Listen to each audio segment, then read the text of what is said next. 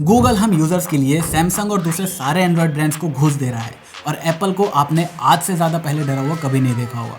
So welcome to our first episode of not a tech news. आज हमारे पास total 4 stories हैं, 2 users के फायदे की बात है और 2 नुकसान की। शुरू करते हैं गूगल से। एंड्रॉयड 13 का स्टेबल वर्जन 15 अगस्त 2022 को लॉन्च हुआ था और सैमसंग का एंड्रॉयड 13 बेस्ड MIUI 15 24 अक्टूबर 2022 को, ऑलमोस्ट 2.5 महीने बाद। लेकिन एंड्रॉयड 14 आया 4 अक्टूबर 2023 को और सैमसंग ने अपना एंड्रॉयड 14 बेस्ड One UI 6 सिर्फ 3 हफ्ते बाद 30 अक्टूबर 2023 को लॉन्च कर दिया। चाइना में OnePlus 12 इस महीने लॉन्च हो जाएगा विद ColorOS 14।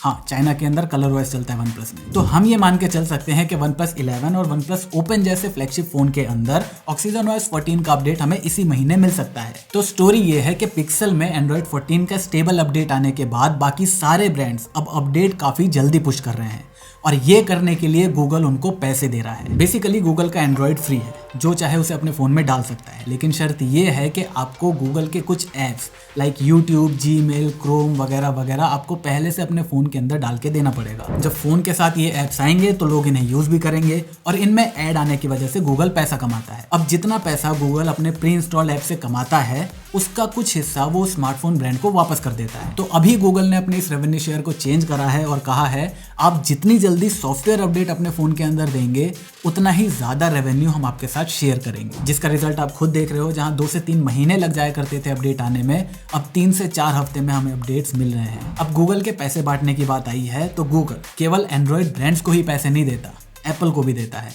हमें लगता है कि एप्पल केवल हमें ही लूटता है, नहीं, वो सबको लूटता है। गूगल हर साल गूगल को अपना डिफॉल्ट सर्च इंजन बनाए रखने के लिए 25 से 28 बिलियन डॉलर खर्च करता है, जिसमें से 18 से 20 बिलियन डॉलर सिर्फ एप्पल ले लेता है। इसकी एक वजह तो यह है कि सफारी इकलौता ऐसा ब्राउजर है जो क्रोम को टक्कर दे रहा है और यूएस में जो इनका मेन मार्केट है वहां पर अगर देखें तो क्रोम पिछले 8 सालों में सफारी को पीछे नहीं कर पाया। लेकिन गूगल भी मस्त गेम खेल रहा है, वो इतना सारा पैसा सिर्फ कंपटीशन की वजह से नहीं दे रहा। उसे पता है कि एप्पल पिछले कई सालों से अपना सर्च इंजन बनाने की कोशिश कर रहा है, तो वो ये पैसा देखकर एप्पल से बोल रहा है कि ब्रो देख, तू जो कर रहा है अपना काम करता रहे, हमारा धंधा खराब मत कर। तो गूगल अपनी मोनोपोली बनाए रखने के लिए और एप्पल को अपने धंधे से दूर रखने के लिए इतने सारे पैसे दे रहा है और फ्यूचर में ये पैसा बढ़ेगा और गूगल को देना पड़ेगा। ये बात मैं अभी कह रहा हूँ। अब गूगल ने तो अपनी मोनोपोली बना ली, लेकिन हमारी अगली स्टोरी ये बता रही है कि क्यों एक मार्केट के अंदर कभी भी मोनोपोली नहीं होनी चाहिए। अमेजॉन ने प्रोजेक्ट नेसी नाम का एक ऐसा एल्गोरिदम बनाया है जिसकी हेल्प से उसने 1 साल के अंदर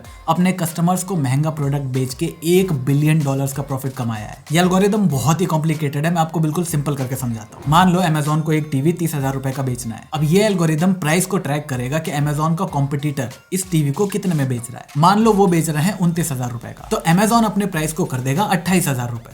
तो लोग कहां से खरीदेंगे? तो जैसे ही सेल खत्म होगी या फिर टीवी ना बिकने की वजह से कॉम्पिटिटर उस टीवी को अनलिस्ट कर देगा, वैसे ही अमेजॉन अपने टीवी का प्राइस 28,000 से 35,000 कर देगा। तो पहले जो एक्स्ट्रा डिस्काउंट दिया वो तो उसने रिकवर करा ही करा, प्लस एक्स्ट्रा प्रॉफिट भी कमाया। सिर्फ इतना ही नहीं, अमेजॉन पर यह भी एलिगेशन लगा है कि उसने अपनी वेबसाइट को इस तरीके से डिजाइन करा है कि जो लोग टेक वीडियोस नहीं देखते, जिनको इतनी नॉलेज नहीं है, वो ना चाहते हुए भी उस सब्सक्रिप्शन प्लान को खरीद ले जिसकी उसे जरूरत नहीं थी। इसके अलावा यूएस में अगर किसी सेलर को अमेजॉन पर कुछ बेचना है तो उस सेलर का सबसे लोएस्ट प्राइस अमेजॉन पर ही होना चाहिए। मान लो मैंने ये SSD 2,000 रुपए की अमेजॉन पर लिस्ट कर रखी, अब मैं ये SSD वॉलमार्ट पर भी बेच रहा हूँ, टारगेट पर भी बेच रहा हूँ, तो मेरा प्राइस इन दोनों ही वेबसाइट पर $200 से कम नहीं हो सकता। अगर मैंने ऐसा किया तो अमेजॉन या तो मुझसे प्लेटफॉर्म का चार्ज ज्यादा लेने लग जाएगा या फिर मेरे ऊपर कोई एक्स्ट्रा चार्जेस लगा देगा। तो इस कहानी से हमें ये सीख मिलती है कि एक यूजर के लिए बेस्ट टाइम तभी होता है जब मार्केट के अंदर कंपटीशन चल रहा हो। और इसीलिए फ्लिपकार्ट जितने भी कांड करता है, मुझे गुस्सा तो आता है,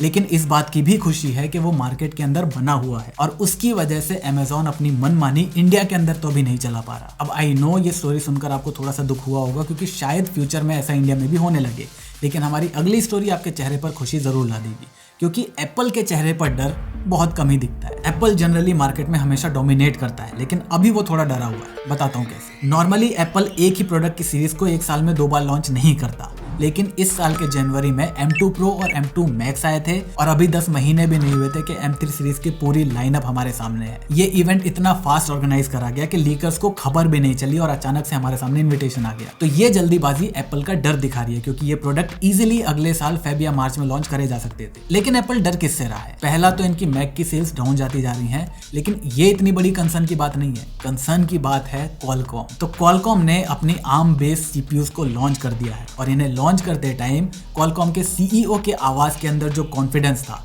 वो ये साफ बता रहा था कि उन्होंने ऐसा कुछ अचीव कर लिया है जो वो एक्सपेक्ट भी नहीं कर रहे थे। Take a photo, take a photo.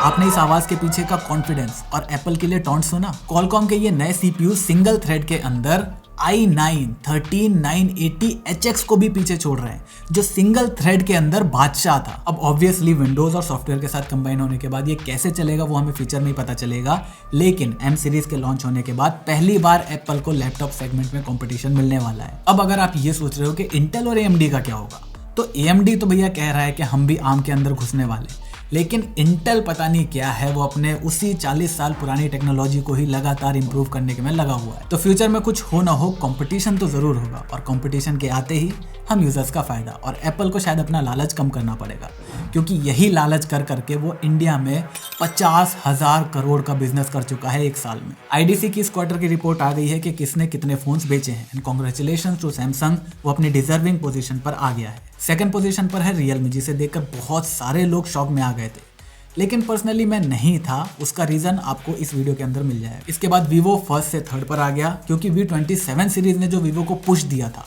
V29 series उसको कंटिन्यू नहीं रख पाया। Xiaomi और Oppo का वही हाल है जैसा था, एक 32% डाउन है, दूसरा 20%।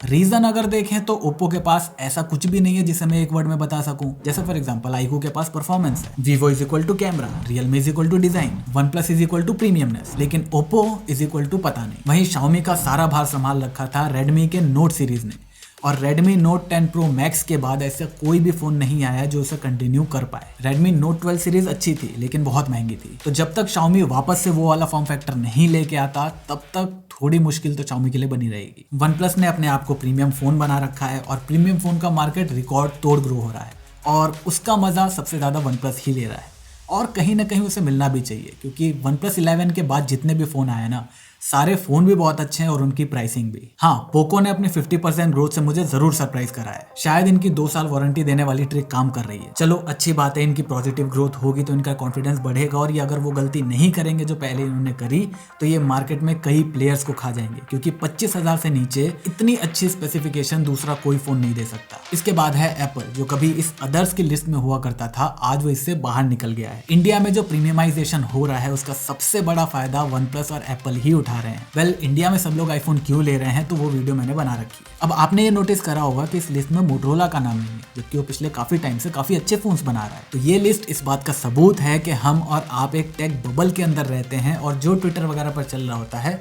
उसे ही सच मान लेते हैं, क्योंकि उस हिसाब से तो मोटरोला और iQOO को Xiaomi और Realme से ऊपर होना चाहिए। बेसिकली ऑफलाइन में जब आप फोन लेने जाओगे, वहां पर मोटरोला का फोन वैसे तो बहुत अच्छा दिखेगा, लेकिन जैसे ही कोई उसका कैमरा खोल लेगा, वहीं पर उसका मन डोल जाएगा। अब अगर हम इंडिया से बाहर निकलकर वर्ल्ड वाइड देखें, तो वहां पर वीवो को 5th पोजीशन से हटाकर उसकी जगह एक ऐसे ब्रांड ने ले ली है जिसका नाम आपने सुना भी नहीं होगा। ट्रांसिएंट एक चाइनीज ब्रांड है जिसके अंदर टेक्नो, आईटेल और इन्फिनिक्स आते हैं। खैर, वर्ल्ड वाइड इनकी ग्रोथ हो रही है, लेकिन इंडिया के अंदर भी इनकी ग्रोथ पॉजिटिव में ही है, और मुझे इसका सिंपल सा रीजन यही लगता है कि ये लोग अच्छे फोन बना रहे हैं, जैसे इन्फिनिक्स हॉट 30 या फिर टेक्नो पोवा 5 प्रो। इसके अलावा टेक्नो ना सिर्फ फ्लिप और फोल्ड बना रहा है, बल्कि उसको बहुत अच्छे से प्रमोट भी कर रहा है। लेकिन अभी मैं पर्सनली लोगों को रिकमेंड नहीं करूंगा कि आप इन्फिनिक्स, टेक्नो या आईटेल के फोन लो।